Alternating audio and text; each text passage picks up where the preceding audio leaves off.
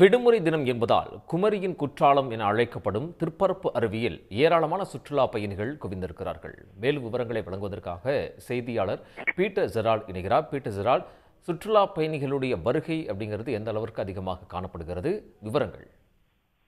கன்னியாகுமரி மாவட்டத்தில் கடந்த ஒரு வாரத்துக்கு முன்பு மழை என்பது விட்டு விட்டு பெய்து வந்தது. இதனால் திருப்பரப்பு அருவியில் நீர்வரத்து என்பது அதிகமாகவே காணப்பட்டது.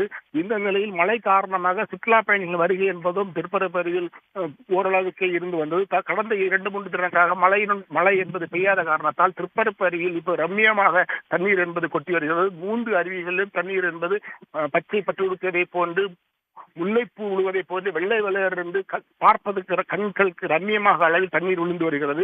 இந்த விடுமுறை தினம் என்பதால் மாவட்டத்தின் பல பகுதிகளில் இருந்தும் கேரளாவில் இருந்தும் ஏராளமான சுற்றுலா பயணிகள் திருப்பரப்பு அருவியை வந்து ஆனந்த குளியல் போட்டு வருகின்றனர். அதே நேரத்தில் சுற்றுலா பயணிகள் எண்ணிக்கை என்பது ஓரளவுக்கு இருந்து வருகிறது. ஆனால் ரம்மியமான சூழ்நிலை நிலவுவதால் நாளை மற்றும் மற்ற நாட்களில் சுற்றுலா பயணிகள் வருகை என்பது அதிகரிக்கும் என்பதை எதிர்பார்க்கப்படுகிறது.